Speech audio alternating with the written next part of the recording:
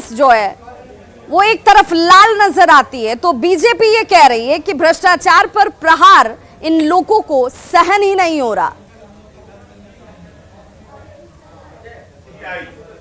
ED income tax की कार्रवाई से इतनी तिलमिलाहट क्यों? भ्रष्टाचार पर लगाम अगर लगाया जाए तो फिर बेचैनी होती है। बिहार में सत्ता से बाहर जाने की बौखलाहट में भारतीय जनता पार्टी इन संवैधानिक एजेंसियों का बेजा इस्तेमाल कर रही है। भारतीय जनता पार्टी बिहार में भी महाराष्ट्र पार्ट 2 करना चाहती थी।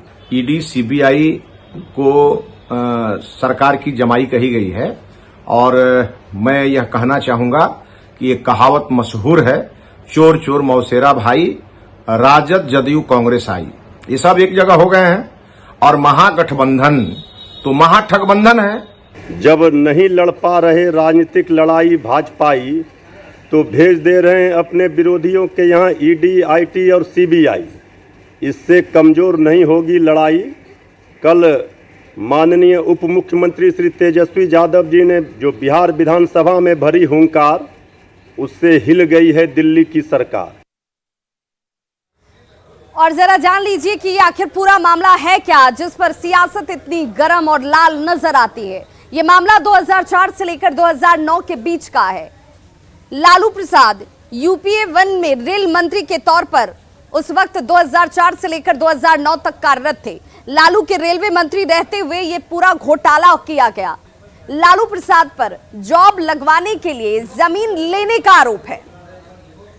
आरोप यह भी कि सीबीआई ने 23 सितंबर 2021 को जांच जब शुरू की तो नौकरी के बदले जमीन लेने की बात सामने आ जाती है और इस मामले में सीबीआई ने 18 मई 2022 को एफआईआर दर्ज कर लिया।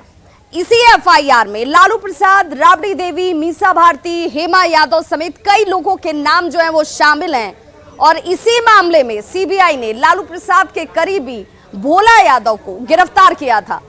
जब लालू प्रसाद रेल मंत्री थे तो भोला यादव उनके ओएसडी हुआ करते थे। लालू प्रसाद के करीबी सुभाष यादव के घर पर भी छापेमारी सीबीआई की तरफ से की गई।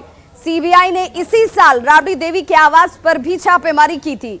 छापेमारी में तेजस्वी यादव के कमरे से कई दस्तावेज मिलने की बातें सामने आई और इसी छापेमारी के बाद लालू प्रसाद के करीबी भोला यादव को गिरफ्तार कर लिया जाता है। भोला यादव से पूछताछ के बाद ही सीबीआई ने कल ताबड़तोड़ 25 जगहों पर छापेमारी की और उन तमाम लोगों से पूछताछ की गई जो लालू यादव के करीबी बताए जाते हैं। अब जरा जान लीजिए कि यह पूरा आरोप आखिर है क्या, जिस पर इस कदर बवाल मचा हुआ है। रेल मंत्री रहते हुए लालू प्रसाद ने 12 लोगों को ग्रुप डी में नौकरी दिलवाई थी और इस बीच मुंबई, जबलपुर, कोलकाता, जयपुर, हाजीपुर में नौकरियां दी गईं। पहले सब्स्टिट्यूट के तौर पर नौकरी मिलती है और फिर उसे रेगुलर कर दिया जाता है।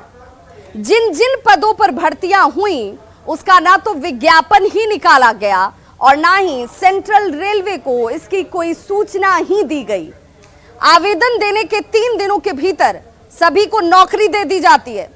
नौकरी देने के बदले अपने परिवार के लोगों के नाम पर जमीनें लिखवाई गईं, जिनमें पत्नी राबड़ी देवी, मीसा भारती और हेमा भारती के नाम शामिल हैं।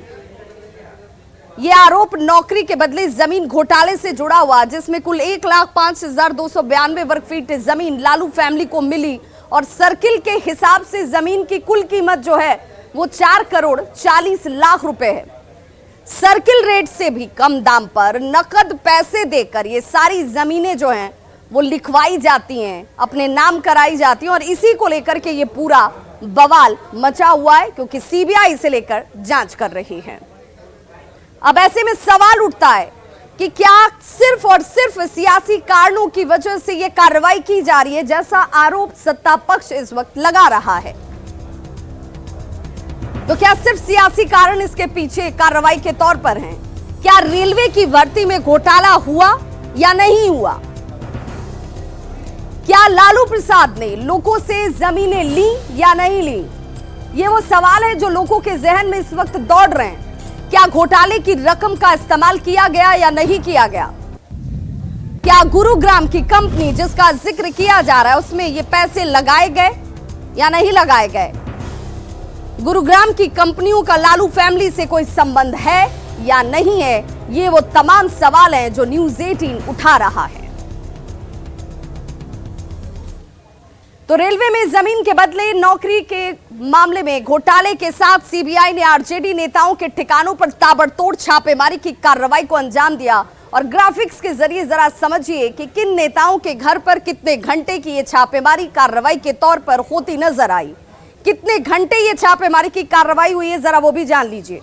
सुनील सिंह, जिनके घर पर सुबह 7 बजे टीम पहुंच जाती है और 15 घंटे तक लगातार ये पूछताछ, कागजातों को खंगालने का दौर चलता रहा। फयाज अहमद की बात कर लेते हैं। 18 घंटे तक सीबीआई की टीम उनके आवास पर मौजूद थी। वहीं अशफाक करीम, इनके आवास पर 13 घंटे तक लगातार और ताबड़तोड़ पूछताछ का क्रम और खंगालने का सिलसिला चलता रहा। और ग्राफिक्स के जरिए जरा ये भी समझिए कि किन नेताओं के घर से सीबीआई की टीम को क्या कुछ हासिल हुआ है जिसकी जांच पड़ताल की जा रही थी। सुनील सिंह की बात कर लें तो 2,69,000 रुपए यहां से बरामद किए गए, जो सुनील सिंह भी कह रहे हैं कि उनके घर से ये रकम की बरामदगी हुई है। विस्कोमान मीटिंग के एजेंडों की कॉपियां अपने साथ लेकर टीम गई। क्रिप्टो से जुड़े हुए दस्तावेज लेकर गई है टीम। कांति पैलेस अपार्टमेंट की कॉपी अपने साथ लेकर गई। वहीं अब बीएड कॉलेज से जुड़े हुए दस्तावेज डॉक्टर फयाज अहमद के घर से मिलते हैं और इन दस्तावेजों को टीम अपने साथ लेकर जाती है। मेडिकल कॉलेज से जुड़े हुए दस्तावेज लेकर गई। अशफाक करीम की बात करें तो कटिहार मेडिकल कॉलेज से जुड़े हुए दस्तावेज यहां से टीम अपने साथ लेकर गई है। गेस्ट हाउस से जुड़े हुए दस्तावेजों को भी उसने कलेक्ट किया, अपने